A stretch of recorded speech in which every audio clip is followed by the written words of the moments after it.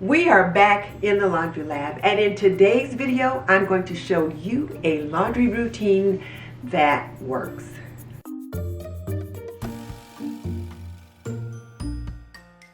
This video is brought to you by Apron Diva. Pretty and practical, we believe that an apron can be a homemaker's best accessory. Visit us at www.aprondiva.com. I get lots of questions about how to manage laundry, and the key to managing your laundry is to have a routine, a series of habits that you develop into a routine that you consistently follow. And my habit is to do one small load every day. Now there are some days I might do 2, but rarely do I do 3. But according to the Fly Lady, one small load a day keeps Mount Washmore away. So how do I keep my laundry under control? I follow a routine. As I suggested earlier, I do one small load a day, sometimes 2, and on certain days I do certain loads of laundry.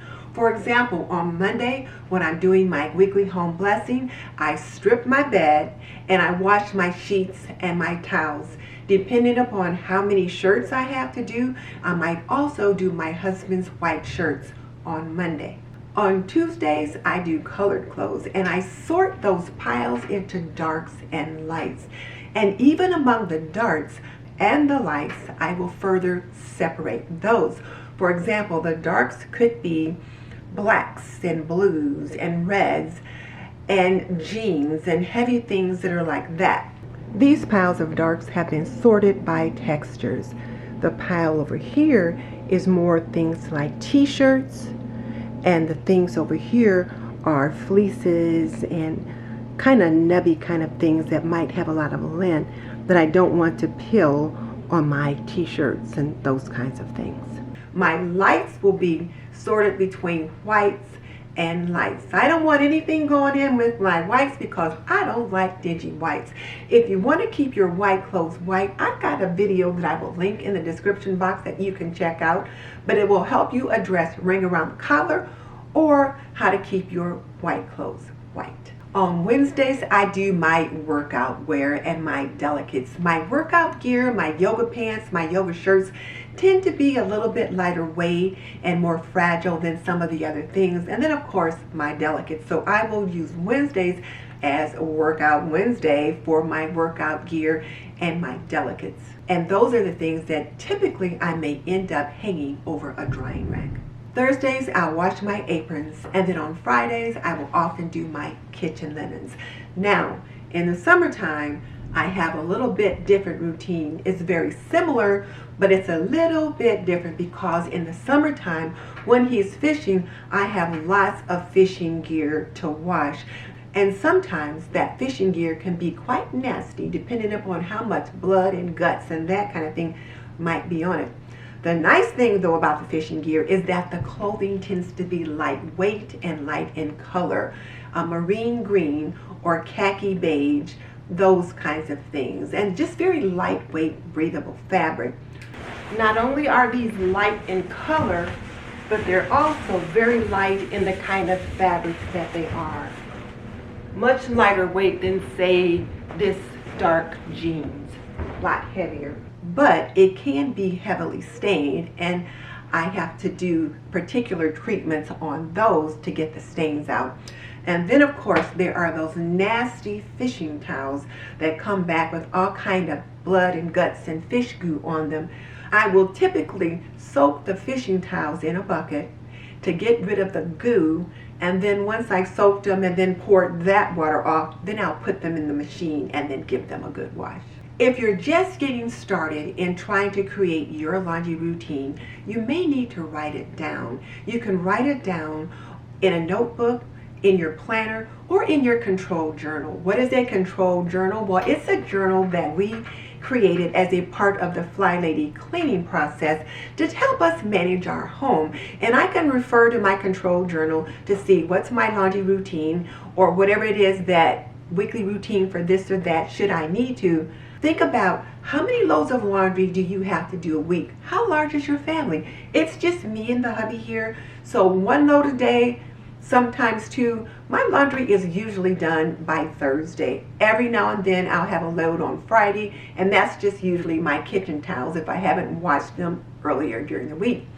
But if you've got a family that includes 2 or 3 children, and certainly if you have a baby, you're going to have to do laundry more often. That means you might be doing 2 or 3 loads a day, and that's okay. But 2 or 3 loads a day, then probably by the weekend your laundry is done. The important thing is that you fold that load of laundry up as you take it out of the dryer. And that's part of my routine as well. I don't take it out and let it sit in a basket overnight in the bedroom or anywhere like that. When it comes out of the dryer, I take it over to the counter immediately and I fold it up. If it's shirts or things that need to be hung up, I will bring down hangers and put them here in my laundry pantry so that as those shirts come out of the dryer, I can put them on the hanger, hang them up, and get them put away. I do not like washing clean clothes because they were on the floor or ended up back in the laundry hamper.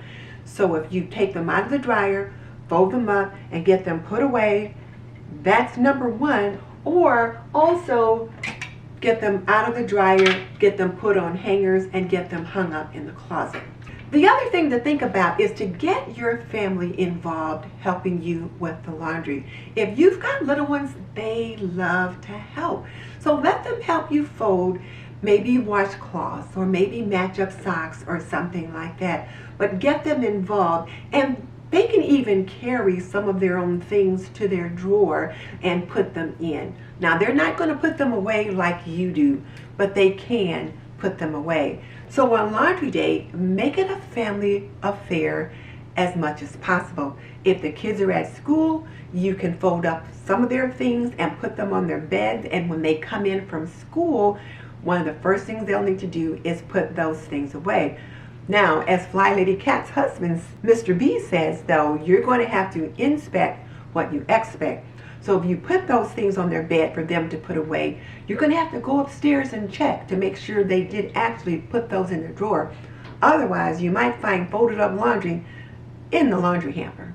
What are your laundry challenges? Tell me in the comment section below, and maybe next time we're in the laundry lab, I'll be answering one of your laundry questions. I've been getting lots of questions and I've been putting them on my list. The next one I'm going to do is how to keep colored clothes from fading. I've had quite a few people ask about that. And then another big one was dryer balls versus fabric softener. So be sure to circle back so that you can check out those videos when I get them up in the laundry lab. For more homemaking and homekeeping stories, click here.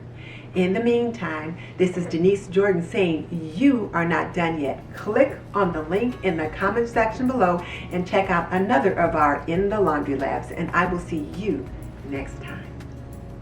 And don't forget to visit us at www.aprondiva.com.